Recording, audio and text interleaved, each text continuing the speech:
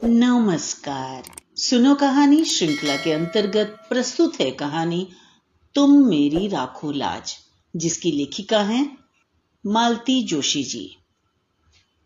प्रतीक्षा कुछ ज्यादा ही लंबी हो चली थी। बरामदे में बैठे सब लोग ऊँघने से लगे थे। तभी कॉरिडोर से आती भारी पदचाप सुनाई दी और सबके सब एकदम सतर्क हो गए। यह अस्पताल की चिर परिचित सिस्टर लोगों की सौम्य किंतु सधी हुई पदचाप नहीं थी, बल्कि पुलिस के जूतों की भारी भरकम आवाज थी। पुलिस का वह सिपाही हमारे सामने से गुजरता हुआ बाहर निकल गया। कुछ ही पल बाद वह लौटा तो अकेला नहीं था, इंस्पेक्टर शुक्ला भी उसके साथ थे। होश में आ गई है शायद, एक सम्मिलित स्वर उभरा। संभवतः मैं उठ खड़ी हुई, पर मुझे इशारे से वहीं रोक दिया गया। मन मारकर मैं बैठ गई। अब सबकी चौकन्नी नजर मुझ पर थी। उसकी माँ, उसका भाई, उसकी बहन, सब मुझे घूर रहे थे। उनकी नजरों में एक अभियोग साफ साफ झलक रहा था। उन घूरती हुई आंखों से बचने के लिए मैं बाहर लॉन में आकर बैठ गई। उस छोटे से लॉन में कई लोग बैठे हुए थे। सब अपनी अपनी मुसीबत के मारे, सब अपनी अपनी चिंताओं में डूबे हुए। मेरी ओर देखने की किसी को फुर्सत नहीं थी। कोई नहीं जानता था कि यहाँ जो औरत बैठी हुई है वह कल तक एक शहीद की मां थी, पर आज मैं क्या हूं, यह तो संध्या का बयान ही तय करेगा। उसके परिजनों की आंखों में अगर अविश्वास, संशय या तिरस्कार है तो वह अस्वाभाविक नहीं है। संध्या को आत्महत्या के लिए प्रेरित करने के लिए अगर वे मुझे उत्तरदायी मान रहे थे तो इसमें आश्चर्य नहीं था। सास बहू का रिश्ता विवादास्पद ही होता है। फिर एक युवा सुंदर विधवा बहू के साथ तो लोग सामान्य रिश्ते की कल्पना भी नहीं कर सकते। खासकर बहू के नाम पर बैंक में एक मोटी रकम जमा हो तो यह संदेह और भी गहरा हो जाता है। ऐसी बहू के प्रत्याहरण का मोह शायद बहुतेरी सासों को होता होगा, पर मुझे विश्वास था कि संध्या मुझ पर यह तोहमत नहीं लगाएगी। इतना बड़ा झूठ वह नहीं बोल सकती, लेकिन अगर वह सच बोल गई तो तब उस शर्म को मैं कैसे झेल पाऊंगी। उस सच से तो कोई भी झूठ बेहतर है। मैं तो परमात्मा से प्रतिक्षण यही मना रही हूं कि भले ही वह मुझे कटघरे में खड़ा कर दे, पर सच न बोले। कल सुबह से मैं यहां अस्पताल में बैठी हूं। खबर पाते ही बंबई से उसकी मां और भाई तथा दिल्ली से उसकी बहन आ पहुंची हैं। मेरी बेटी सविता भी लखनऊ से चल पड़ी है। अड़ोसी पड़ोसी नाते रिश्तेदार अस्पताल के चक्कर लगा रहे हैं। बारी बारी से आकर कुशल क्षेम पूछ रहे हैं, चाय नाश्ते की पेशकश कर रहे हैं। पर सविता के पापा शर्मसार होकर घर में ऐसे दुबक गए हैं कि एक बार झांकने भी नहीं आए। लोग समझ रहे हैं कि जवान बेटे की मृत्यु से वे इतना टूट गए हैं कि अब किसी नई त्रासदी का सामना करने की उनमें हिम्मत नहीं है। घर में बैठकर वे सबकी सहानुभूति और आदर बटोर रहे हैं, और सारी जद्दोजहद से गुजरती मैं सबकी नफरत झेल रही हूं, संदेह भरी नजरों से छलनी हो रही हूं। इस हादसे के बाद मैंने प्राणपण से चाहा था कि संध्या अपने परिवार में वापस लौट जाए। मैंने बार बार यह संकेत दिया था कि हमें उसके रुपए पैसे से कोई मोह नहीं है। वह सब कुछ अपने साथ ले जा सकती है। उसके वहां रहने पर भी इस घर पर, यहाँ की धन संपत्ति पर उसका हक बना रहेगा। अपना बुढ़ापा हम अकेले काट लेंगे। बस हमें इस जिम्मेदारी से मुक्त कीजिए। इस जिम्मेदारी के चलते तो मैं बेटे के लिए रोना भी भूल गई थी। जब उन लोगों की ओर से कोई पहल नहीं हुई तो मुझे ही निर्णय लेना पड़ा। सविता के साथ मैंने उसे पूरे साजो सामान के साथ बंबई भेज दिया। उसके बैंक खाते के स्थानांतरण की व्यवस्था भी कर दी, लेकिन 15 दिन भी नहीं बीते थे कि वह बेरंग चिट्ठी की तरह लौट आई। साथ में उसकी मां भी थी। समधिन ने हाथ जोड़कर कहा, बहन जी, आपका इतना बड़ा घर है, लड़की कहीं भी पड़ी रहेगी, आपकी सेवा करके जिंदगी गुजार देगी। यह घर तो उसी का है, वह जब चाहे यहां आ जा सकती है। मैंने तो आपने कुछ अच्छा ही सोचा होगा, मैं जानती हूं। घर की बात बाहर उछालनी नहीं चाहिए, पर आप तो अपनी हैं, आपसे क्या छिपाना। इसके पिता की मृत्यु के बाद उस घर में बहू का राज हो गया। राज क्या है, पूरा रावण राज है। हम माँ बेटी ने कैसे दिन गुजारे हैं मैं जानती हूँ, इसलिए मैंने इसकी पढ़ाई भी पूरी नहीं होने दी, जल्दी शादी कर दी। सोचा था अपने घर में सुख से रहेगी, पर भाग्य में हो तब तो। उसकी शादी के खर्च को लेकर बहू जब तब ताने देती है। अब अगर वह हमेशा के लिए आ गई तो वह हमारा जीना मुश्किल कर देगी। लेकिन वहां रहने की जरूरत ही क्या है? हम लोग एक अच्छा सा फ्लैट ले लेंगे, आप उसके साथ बनी रहिए, हमें भी फिक्र नहीं रहेगी। लेकिन मैं तो सब दिन बैठी नहीं रहूंगी, उसके बाद? बहन, हम भी कोई अमर पट्टा लेकर नहीं आए हैं, जाना तो हमें भी है, और जितनी जल्दी चले जाएं उतना अच्छा, पर जाने से पहले उसका ठिकाना करके जाना है। अच्छा घर वर देखकर उसकी शादी कर देनी है। इतनी बड़ी पहाड़ सी जिंदगी वह अकेले कैसे काटेगी? तो बहन जी, यह काम भी आप ही कर सकती हैं। भाई साहब आपके साथ हैं, मेरे पास तो कोई साधन भी नहीं है। इसके भाई भाभी लालच में आ गए तो दूसरी शादी भी नहीं होने देंगे, जिंदगी भर इसके पैसों पर कुंडली मारकर बैठ जाएंगे। आपको अपने बेटे पर जरा भी एतबार नहीं है? बेटा अपना है तो क्या हुआ, बहू तो पराये घर से आई है।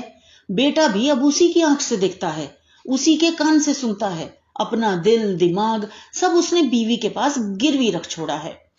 इसके बाद कुछ कहने का सवाल ही नहीं था। एक कोशिश मैंने और की थी, उसकी डॉक्टर बहन के सामने भी प्रस्ताव रखा था।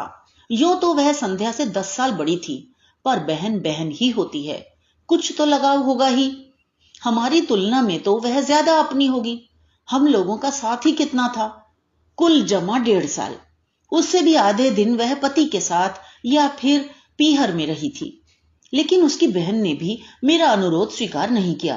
बोली, आंटी जी, डॉक्टर हूं मैं, दिन में 15 घंटे बाहर रहती हूं, कभी कभार रात को भी जाना पड़ जाता है।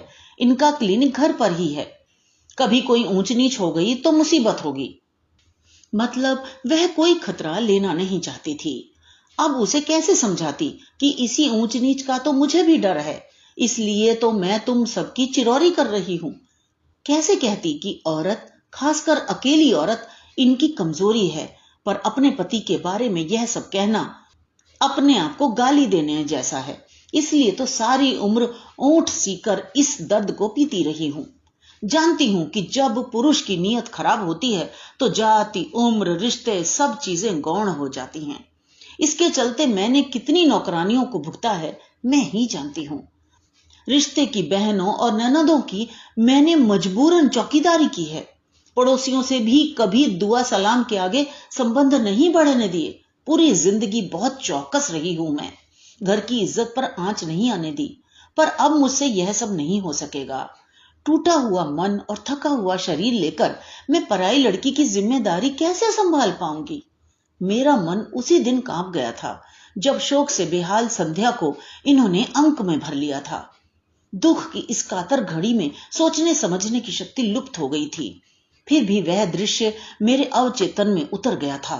अपनी सूजी हुई आंखें लेकर सविता ने उसी क्षण मेरी ओर देखा था। पल भर को हमारी नजरें मिली थीं और उसने तुरंत आगे बढ़कर संध्या को गले से लगा लिया था।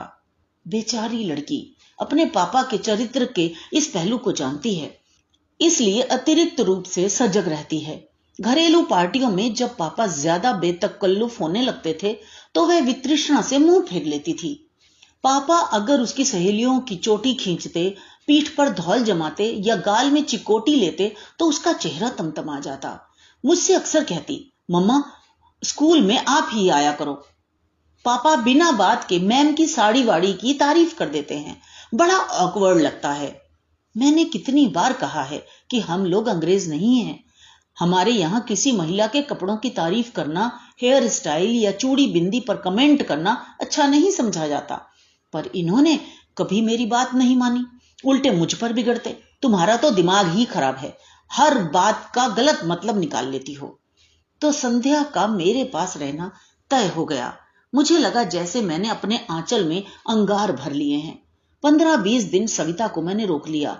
वह साई की तरह संध्या के साथ बनी रही, पर वह भी कितने दिन रहती? उसका भी घर बार बच्चे थे, बूढ़े सास ससुर थे, उसे तो जाना ही था। अपनी मुसीबत हमें भुगतनी ही भुगतनी थी। अपना दुख पीकर मैं बहू के घाव सहलाने में जुट गई, पर इन्होंने मुझे मौका ही नहीं दिया। उसका पूरा भार इन्होंने अपने ऊपर ले लिया। इनकी सारी दिनचर्या उसी धुरी पर घूमने लगी। सुबह शाम पेपर पढ़ना, न्यूज सुनना, सीरियल्स देखना, सब साथ साथ होने लगा।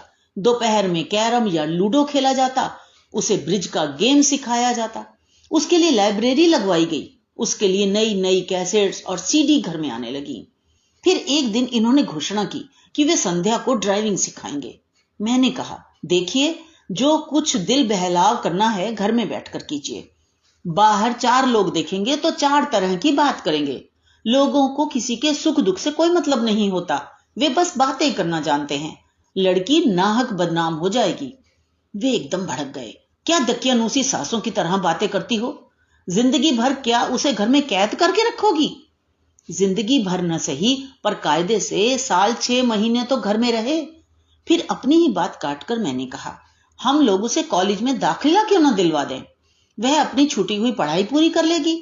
कल को अगर नौकरी करनी हो तो हाथ में ढंग की डिग्री तो होगी। नौकरी क्यों करेगी? क्या तुम्हारे घर में उसके लिए खाने को नहीं है? ओफो, नौकरी की बात तो मैंने यूं ही कह दी। मैं तो यह कह रही थी कि कॉलेज जाएगी, थोड़ा खुली हवा में सांस लेगी, हम उम्र लोगों के बीच रहेगी तो उसे भी अच्छा लगेगा। हम लाख कोशिश करें, उसकी उम्र के तो नहीं हो सकते ना। बल्कि मनीष की मृत्यु ने तो मुझे 10 साल और आगे लाकर पटक दिया है। लिहाजा यही तय हुआ। संध्या कॉलेज जाने लगी। उसे एमए इंग्लिश में दाखिला मिल गया। शाम को 5 से 6 तक एक कंप्यूटर क्लास ज्वाइन कर ली गई। दोनों जगह उसे लाने ले जाने का जिम्मा इन्होंने ले लिया। मैं कहती, उसे एक स्कूटी ले दो ना, इस उम्र में यह बेगार आप कब तक ढोएंगे? वे कहते, मुझे और काम भी है क्या? उतना ही समय कट जाता है। आने जाने में थोड़ी ड्राइविंग भी सिखा देता हूं। 2 व्हीलर तो मैं उसे आज ले दूं, पर कॉलेज इतनी दूर है, उसके घर लौटने तक हमारी जान सांसत में बनी रहेगी। आजकल के लड़के भी कम शरारती नहीं होते। मैं जाता हूं तो थोड़ा रोब रहता है, ज्यादा बदतमीजी नहीं करते। इन्होंने तो अपना वक्त बांध लिया था, पर मेरा समय काटे नहीं कटता था। 3 प्राणियों के परिवार में मैं एकदम अकेली पड़ गई थी। गृहस्थी से मन उचट गया था, फिर भी उसे ढोना पड़ रहा था। भूख प्यास गायब हो गई थी, फिर भी दोनों वक्त रसोई में सिर देना पड़ता था। जिस दिन भी थोड़ी कोर कसर रह जाती, वे फौरन कहते, हम लोग तो बूढ़े प्राणी हैं, खिचड़ी खाकर भी जी लेंगे, पर इस लड़की का तो कुछ ख्याल करो। वह तो अपने मुंह से कुछ कहने से रही। 3-4 महीने बाद सविता फिर एक बार चली आई। लाख ससुराल में थी, पर उसका मन तो वहीं अटका हुआ था। जानती थी कि भाई की मृत्यु के बाद मम्मी पापा कितने अकेले पड़ गए हैं। आते ही बोली, मम्मा, तुम्हें क्या हो गया है? बीमार हो क्या? इन 4 महीनों में तो तुम आधी भी नहीं रह गई हो। मैंने सूखी हंसी हंसकर कहा, अब इस जन्म में तो मैं मुटाने से रही। तुम्हारा भाई मुझे जिंदगी भर का रोग दे गया है। 2 दिन में ही उसे सारी दिनचर्या समझ में आ गई। बोली, ये क्या बात है मम्मा, दिन भर तुम ही लगी रहती हो? इसमें नई बात क्या है? तुम्हारी शादी के बाद से तो मैं अकेले ही सब कर रही हूं। पर अब तो घर में संध्या है, उसे तुम्हारा हाथ बटाना चाहिए। और उसके पास समय कहां है? क्यों? सुबह उसका कॉलेज होता है, ठीक है, पर शाम का खाना तो बना ही सकती है ना? सच कहूं सवी, अब उससे कुछ कहते भी संकोच होता है। लगता है वह इस घर में मेहमान है। कहने की जरूरत ही क्या है, उसे खुद सोचना चाहिए। शायद अब उसको भी इन चीजों में रस नहीं रह गया है। पहले जब आती थी, मुझे रसोई में घुसने नहीं देती थी। सुबह शाम नई नई चीजें बनाकर खिलाती थी। अब उसका भी मन हट गया है, और ठीक भी है।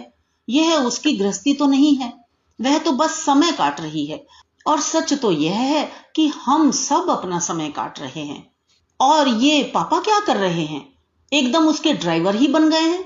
शाम का तो चलो ठीक है, पर सुबह तो अपने से जा सकती है। ना हो तो उसे एक स्कूटर ले दो। यह बात तुम उन्हीं से कहना। और सचमुच इस बार वह डरी नहीं, सवाल कर ही डाला। बोली, पापा, हमें तो याद नहीं आता कि आपने हमें कभी कॉलेज छोड़ा हो या लेने आए हो। अब तो जैसे आपने ड्यूटी ही लगा ली है। इन्होंने एक बार घूर कर मेरी ओर देखा और फिर कहा, बेटा, जब तुम पढ़ती थी तब ना मेरे पास समय था, ना गाड़ी थी। अब तो मेरे पास समय ही समय है। मैं तुम्हारी माँ की तरह 24 घंटे ठाकुर जी के सामने ध्यान लगाकर नहीं बैठ सकता। मुझे भगवान से नफरत हो गई है। सारे व्रत अनुष्ठानों पर से मेरा विश्वास उठ गया है, इसलिए मैं अपनी शांति कहीं और खोजता हूँ। एक और बात सवी, तुम्हारी अपनी एक भरी पूरी दुनिया है और यह लड़की बिल्कुल अकेली है। मैं उसका अकेलापन बांटने की कोशिश करता हूँ और उसका तो एक बहाना है। सच तो यह है कि मैं अपना ही अकेलापन बांटने की कोशिश कर रहा हूँ। आखिर बात कहते कहते इनका स्वर कातर हो आया था। हम दोनों शर्म से जैसे पानी पानी हो गईं। अपने दुख को सहलाते हुए हम यह भूल ही गई थी कि मरने वाला इनका भी कोई था। वह इनकी भी आंखों का सपना था, बुढ़ापे की लाठी था, कलेजे का टुकड़ा था। हम लोग तो रो गा कर अपना दुख हल्का कर लेती हैं, पर ये तो पुरुष होने की विवशता को ढो रहे हैं। सारा हाहाकार मन में ही दबाए बैठे हैं। उस अश्रुसिक्त बेला में मैंने इनके सारे अपराध क्षमा कर दिए। नवंबर में नेहा की शादी निकल आई। इकलौती ननद की इकलौती बेटी की शादी थी। अपना सारा शोक समेटकर हमें भात की तैयारी में जुट जाना पड़ा। जब पहली बार खरीदारी के लिए निकली तो लगा जैसे युगों बाद घर की चार दीवारी से बाहर आई हूं। संध्या और उसके पापा तो इस तिस बहाने से रोज ही बाहर जा रहे थे, पर मैं साल भर से घर में कैद होकर रह गई थी। मंदिर तक जाने का मन नहीं होता था। शादी से 8 दिन पहले कृष्णा भात मांगने आई थी तो साथ में पीले चावल भी लाई थी। निमंत्रण देते हुए बोली, भाभी आप लोगों को पूरे 4 दिन तक वहीं आकर रहना है। 17 को लेडी संगीत में आओगी तो 20 को बेटी की विदा के बाद ही लौटना। शादी में तो खैर आना ही है कृष्णा, पर संगीत वंगीत में मैं नहीं आ सकूंगी। क्यों? क्या करूं, कहीं जाने का मन ही नहीं होता। तुम विश्वास नहीं करोगी, पिछले साल सवा साल में हम लोगों ने एक भी शादी अटेंड नहीं की है। अब यह घर की शादी है, इसीलिए तो कह रही हूं। तुम नहीं जाती हो तो भैया भी नहीं जा पाते हैं। ऐसा कब तक चलेगा? जीना है तो जिंदगी की कुछ शर्तें भी माननी होंगी। इसीलिए आग्रह कर रही हूं कि तुम आओगी और सारे कार्यक्रम अटेंड करोगी। सच कहूं कृष्णा, इस लड़की को घर छोड़कर कहीं जाने का मन नहीं होता। तो उसे भी लेती आओ ना। ऐसे भी तो सब जगह आती जाती रहती है। सुरेश नरेश बताते रहते हैं कि अक्सर मामा के साथ गाड़ी में दिख जाती है। जरूर दिख जाती होगी। सुबह कॉलेज जाती है, शाम को कंप्यूटर क्लास जाती है। लाने ले जाने की ड्यूटी इनकी है। अब क्या करें, इतनी बड़ी जिंदगी उसके सामने है, कुछ ना कुछ तो करना ही पड़ेगा। हम लोग तो सब दिन बैठे ही नहीं रहेंगे। हाँ खैर वो तो ठीक है, कृष्णा ने जैसे उकता कर कहा, पर तुम्हें संगीत में जरूर आना है, नहीं तो मैं भात नहीं लूंगी, कहे देती हूं। और बहू को भी ले आना, उसका भी मन बहल जाएगा। तुम जरा अपने से कह देती, मैंने दबी जबान से कहा, पर कृष्णा ने ध्यान नहीं दिया। बहुओं को इतनी लिफ्ट देने के पक्ष में वह नहीं थी। बोली, तुम लोगों से कह तो दिया, वह क्या तुमसे अलग है? कभी कभी 2 शब्द भी लोगों को कितने भारी पड़ जाते हैं। बड़ी मुश्किल से संध्या को राजी किया जा सका। उसके बाद दूसरी समस्या सामने आई। मम्मी जी मैं क्या पहनूं? यह बात नहीं कि उसके पास कपड़ों की कमी थी। वह तो रोज ही बाहर जा रही थी, अपनी मनपसंद पोशाक और मनपसंद रंग पहन रही थी। मैंने कभी टोका टाकी नहीं की, मेरा तो उस ओर भी कभी ध्यान नहीं गया। पर यह प्रसंग अलग था और इस बात को संध्या भी समझती थी। वहां उसे एकदम वैरागिन बनाकर तो नहीं ले जाती, फिर भी सतर्कता बरतना जरूरी था। वहां तमाम जाति बिरादरी की महिलाएं होंगी, कृष्णा के ससुराल वाले भी होंगे। जरा सी चूक हुई नहीं कि सबको चर्चा के लिए विषय मिल जाएगा। अपनी सारी आलमारी खंगाल कर मैंने उसके लिए मोतिया रंग की एक साड़ी निकाली। मोती मूंगे वाला एक हल्का सा सेट निकाल कर दिया। उसका सहज सौंदर्य उतने से ही खिल उठा। अपने लिए मैंने उससे भी हल्के रंग की एक चंदेरी निकाल ली।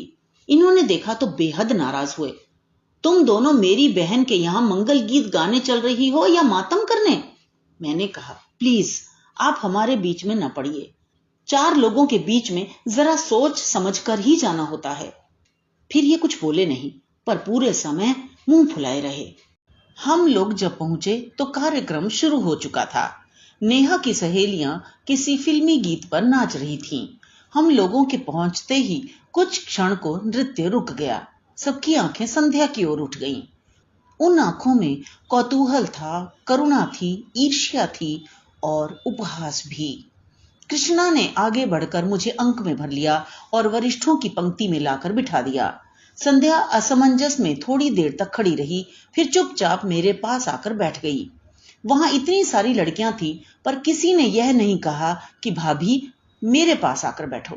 कृष्णा की दोनों बहुओं ने उससे बात भी नहीं की और नेहा तो मानो दूसरी दुनिया में विचर रही थी।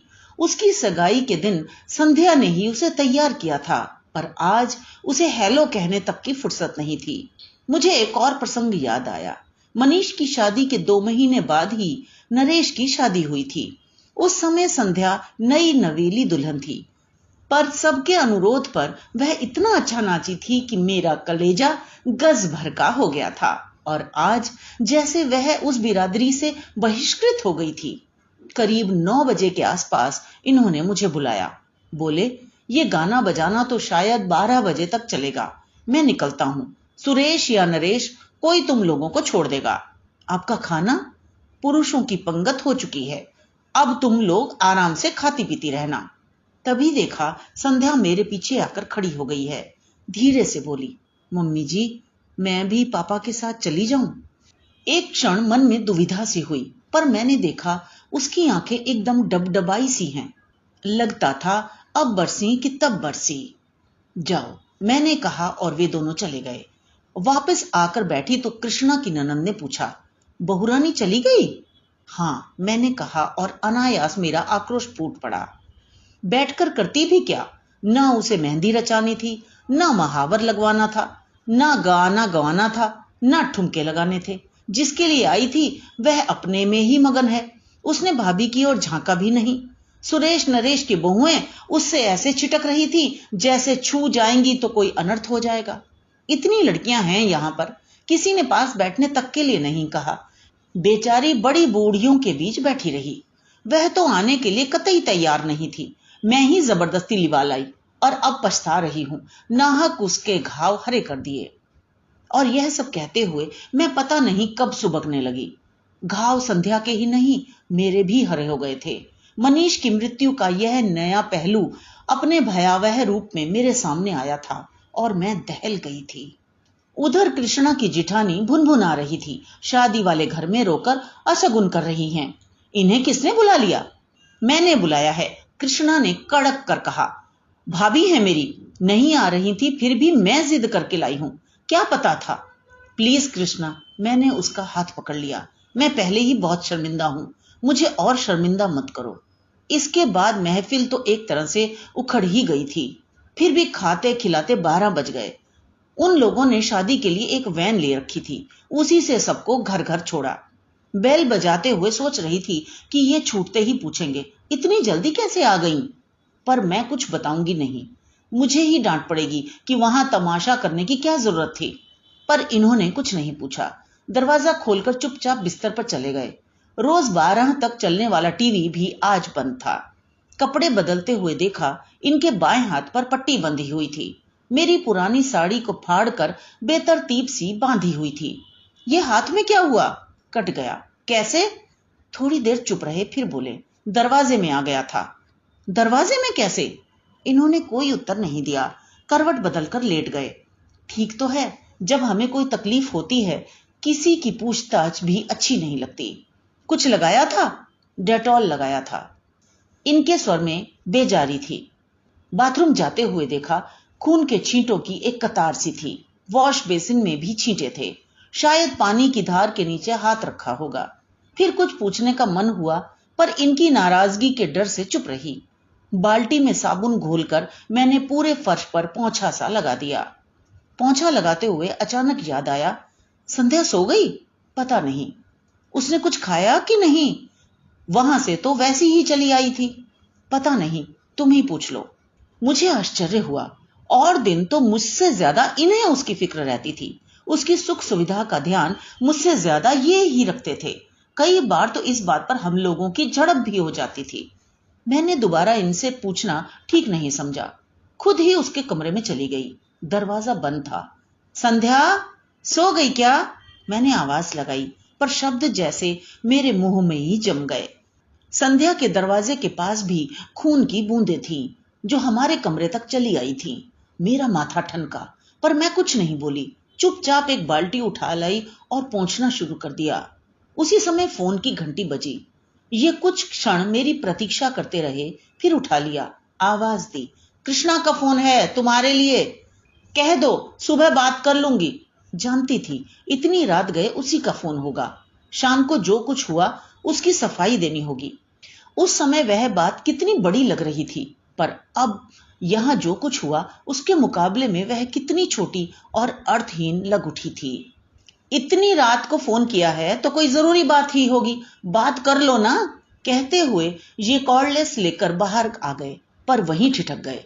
बाल्टी पर दोनों हाथ रखकर मैं उन्हें अपलक देखती रही। एक क्षण को हमारी आंखें मिली और वे कमरे में चुपचाप लौट गए। अपना काम खत्म करके मैंने गेट पर बाहर के दरवाजे पर ताला डाल सारी बत्तियां बुझाईं और पलंग पर आकर बैठ गई। सोने का मन नहीं हो रहा था, बस पलंग की पाटी पर सिर टिकाए बैठी रही। बड़ी देर बाद वह अंधेरा मुखरित हुआ। शब्द मेरे कानों से टकराए, पर अर्थ कहीं खो गए। आप कुछ कह रहे थे? मैं यह कह रहा था कि मैं तो केवल उसे सांत्वना देने का प्रयास कर रहा था। वह बहुत अपसेट लग रही थी, इसलिए दिलासा देने की कोशिश कर रहा था। उसने पता नहीं क्या सोचा, एकदम गलत अर्थ ही निकाल लिया। आप ये सब मुझे क्यों बता रहे हैं? मैंने तो कुछ नहीं कहा, कुछ पूछा नहीं। अभी बाहर तुमने जिस तरह मेरी ओर देखा था, उसके बाद क्या कुछ कहना शेष रह जाता है? क्या तुम्हारी आंखों की भाषा मैं पढ़ नहीं सकता? शायद इन्हें भी किसी किस्म की दिलासा चाहिए थी, पर मेरा मन ही नहीं हुआ। चुपचाप पीठ फेर कर लेट गई। भीतर एक अंधड़ सा उठ रहा था। प्रश्नों के बवंडर उठ रहे थे। सांत्वना देने उसके दरवाजे तक जाने की क्या जरूरत थी? ऐसा आपने क्या कर दिया कि उसे आपके मुंह पर दरवाजा बंद करना पड़ा? ऐसी आक्रामक तो वह कभी नहीं थी। और आप कह रहे हैं कि उसने गलत सोच लिया। इस बचकाने विधान को मैं कैसे मान लूं? कोई भी औरत इस मामले में गलती कर ही नहीं सकती। छोटी बच्ची भी इस स्पर्श की भाषा को खूब समझती है। फिर चाहे वह स्पर्श नौकर का हो, दोस्त का हो, सहकर्मी का हो, औरत इसे परखने में कभी गलती नहीं करती। ईश्वर ने स्त्री को यह अद्भुत सहज ज्ञान प्रदान किया है। भीड़ की धक्कापेल में भी वह हर स्पर्श को अलग से परिभाषित कर सकती है। और ये कह रहे हैं कि उसने गलत सोच लिया होगा। ईश्वर करे ऐसा ही हो। उस रात मैं मना रही थी कि वह यहीं ठहर जाए। इस रात की सुबह कभी न हो और मुझे संध्या का सामना न करना पड़े, पर अपना चाहा सब कहां होता है। घड़ी के कांटों के साथ रात धीरे धीरे सरकती रही। रोज की तरह सुबह की किरणों ने दरवाजे पर दस्तक दी। उन किरणों के साथ दूध वाला, कचरे वाला, काम वाली, नल, सभी ने अपनी आमद दर्ज की। मजबूरन उठना ही पड़ा। संध्या का कमरा बंद था। मैंने राहत की सांस ली और किचन की ओर बढ़ गई। चाय बनाकर इन्हें जगाया। चेहरा काफी उतरा हुआ लग रहा था। यह अपराध बोध था या दर्द? वैसे हाथ भी काफी सूजा सा लग रहा था।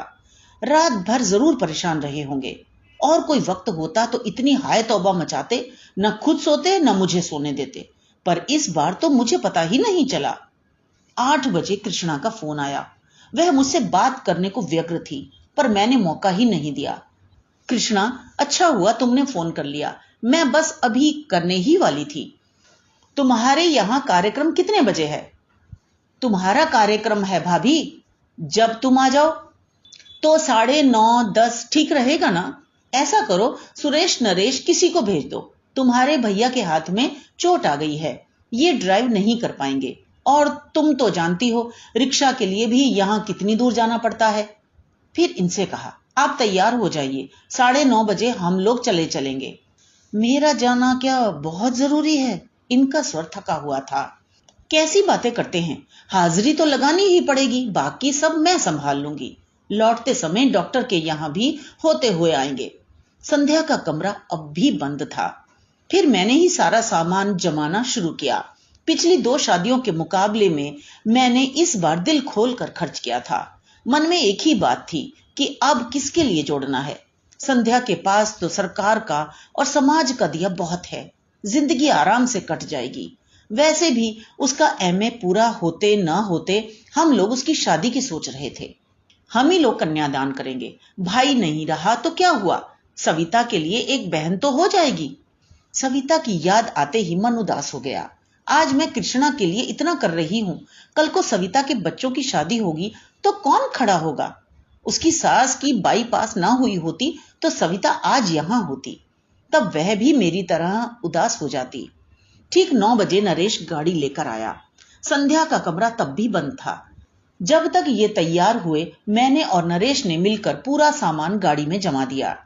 जाने से पहले इसे जगा तो दूं, कहकर मैंने संध्या के दरवाजे पर दस्तक दी। 2-4 आवाजें भी दी, पर कोई जवाब नहीं आया। क्या बात है, इतनी देर तक तो कभी सोती नहीं है। पहली बार मुझे थोड़ी चिंता हुई। नरेश, कल रात वहीं से लौटकर कमरे में जो गई है तो बाहर ही नहीं निकली, कहीं तबीयत तो खराब नहीं है। नरेश का चेहरा फक पड़ गया। आजीजी के स्वर में बोला, मामी जी, कुछ ऐसी वैसी बात हो गई तो प्लीज हमारा नाम मत लीजिएगा। मम्मी बता रही थी कि कल कुछ लफड़ा हो गया था। आप तो जानती हैं, शादी ब्याह में यह सब चलता ही रहता है। वह बोलता जा रहा था और मेरा दिमाग ऐसी वैसी बात पर ही अटका हुआ था। ऐसी वैसी बात का मतलब? पर उसके कुछ कहने से पहले ही मतलब मेरे मन मस्तिष्क में कौंध गया। आशंका से मैं कांप उठी। नरेश, किसी तरह दरवाजा खुलवाओ। वह कैसे खुलवाता? उसने कंधों से धक्का दिया, घुटनों से जोर लगाया, पर दरवाजा टस से मस नहीं हुआ। फिर उसने कहा, स्क्रू ड्राइवर हो तो दीजिए, मैं बोल्ट खोलने की कोशिश करता हूं। तुम दरवाजा तोड़ दो। मेरा धैर्य अब टूट चुका था। अनिष्ट की आशंका से मैं सहम गई थी, पर दरवाजा तोड़ना क्या इतना आसान था? मैं, नरेश, मेहरी सब जोर आजमा रहे थे। मोगरी, हथौड़ी सबका उपयोग हो रहा था। शोर सुनकर पड़ोस के शुक्ला जी भी आ गए। उनकी भी मदद ली गई। बड़ी देर बाद थोड़ी सी फांक मिली तो धड़कते दिल से मैंने सबसे पहले पंखे का मुआयना किया। वह बंद था। फिर भी मैं राहत की सांस नहीं ले सकी, क्योंकि कमरे का सन्नाटा बड़ा अशुभ लग रहा था। बड़ी देर बाद दरवाजा भरभरा कर गिरा तो हम लोग तेजी से भीतर दाखिल हुए। पलंग पर वह निस्पंद लेटी थी। कृष्णा के यहां से लौटकर उसने कपड़े भी नहीं बदले थे। नींद की गोलियों की शीशी सिरहाने खाली पड़ी थी। उसके बाद का घटनाक्रम एक दुःस्वप्न की तरह था। हम अस्पताल दर अस्पताल भटके, पर हर जगह भर्ती करने से इनकार कर दिया गया। आखिरकार मजबूरन सरकारी अस्पताल की शरण लेनी पड़ी। फिर पुलिस आई। संध्या के पास पहरा बिठा दिया गया। सबके बयान हुए। अड़ोसी पड़ोसियों से, रिश्तेदारों से, उसके सहपाठियों से पूछताछ हुई। उसके भाई बहनों को फोन किए गए। बेचारा नरेश इस हंगामे के बीच मामा जी की पट्टी करवा लाया था। पता चला 3 उंगलियों में हेयर लाइन क्रैक है और छोटी उंगली का एकदम कचूमर ही निकल गया है। अच्छा हुआ कि इस समय सबका ध्यान संध्या की ओर था। इनके एक्सीडेंट के बारे में किसी ने उत्सुकता नहीं दर्शाई, नहीं तो किस किस को क्या क्या कैफियत देती। नरेश के जाने के बाद एक बात याद आई। घर में जब दरवाजे के साथ जोर आजमाइश हो रही थी, ये आंखें बंद किए आराम कुर्सी में चुपचाप लेटे हुए थे। जब हम लोग संध्या को उठाकर बाहर ला रहे थे, तब भी इन्होंने सिर उठाकर या आंख खोलकर नहीं देखा। इस बात को अब 24 घंटे से ज्यादा बीत चुके हैं, शायद 28 घंटे। तब से मैं अस्पताल में ही बैठी हूं। इतनी देर तक मैं ईश्वर से लगातार संध्या के जीवन की भीख मांग रही थी, और अब जबकि वह होश में आ गई है, मैं मना रही हूं कि वह भले ही मुझे कटघरे में खड़ा कर दे, पर सच न बोले। मुझे जेल की सलाखों के पीछे रहना मंजूर है, पर इस उम्र में मैं यह शर्म बर्दाश्त नहीं कर पाऊंगी। आंटी जी, आंटी जी, मैं अपने विचारों में इस कदर खोई थी कि इस आवाज को पहचानने में थोड़ा समय लगा। फिर सिर उठाकर देखा, संध्या की बहन खड़ी थी। आप यहां बैठी हैं और आपके लिए हमने पूरा अस्पताल छान मारा। उसका स्वर एकदम शांत था और मैंने गौर किया, चेहरा भी तनाव रहित था। फिर भी मैंने डरते डरते पूछा, संध्या कैसी है? अब खतरे से बाहर है, पर कमजोरी तो अभी रहेगी। चलिए ना, आपको बहुत याद कर रही है। मैंने उठना चाहा, पर पांव जैसे जम से गए। उसी ने सहारा देकर उठाया। चलते समय भी उसने मेरा हाथ नहीं छोड़ा। आप लोग उस दिन किसी शादी में गए थे? चलते हुए उसने पूछा। हाँ, क्यों? मेरा गला सूखने लगा था। वह बता रही थी कि मनीष की मृत्यु के बाद पहली बार ऐसे फंक्शन में गई थी, इसलिए उस माहौल को बर्दाश्त नहीं कर सकी। संध्या ही क्यों, साल भर से हम लोग भी किसी शादी में नहीं गए, पर यह घर का मामला था, जाना पड़ा। वही तो, आप दोनों की बड़ी तारीफ कर रही थी, कह रही थी कि आप लोगों ने कभी एहसास नहीं होने दिया कि वह विधवा है, इसलिए वह भी इस सच को भूल सी गई थी। पर शादी में जब इसी सच का सामना करना पड़ा तो उसे धक्का लगा, वह सह नहीं पाई। यह तो कहिए कि समय से इलाज हो गया, वरना ईश्वर तेरा लाख लाख शुक्र है, मैंने दोनों हाथ जोड़कर कहा। मेरे हाथ कांप रहे थे, आवाज लरज रही थी, पैर जवाब दे रहे थे। 2 दिनों की भूख, प्यास, अनिद्रा और दुश्चिंता सब एकदम मुझ पर हावी हो गए। 2 कदम चलना मेरे लिए दूभर हो गया। लड़खड़ाकर मैं वहीं एक बेंच पर धम से बैठ गई। मुंह से बस इतना ही निकला, थैंक यू संध्या। तो ये तो थी कहानी। मुझे आशा है आपने आनंद लिया होगा। इसी तरह हमारे साथ जुड़े रहिए। तो मिलते हैं अगली कहानी में। धन्यवाद।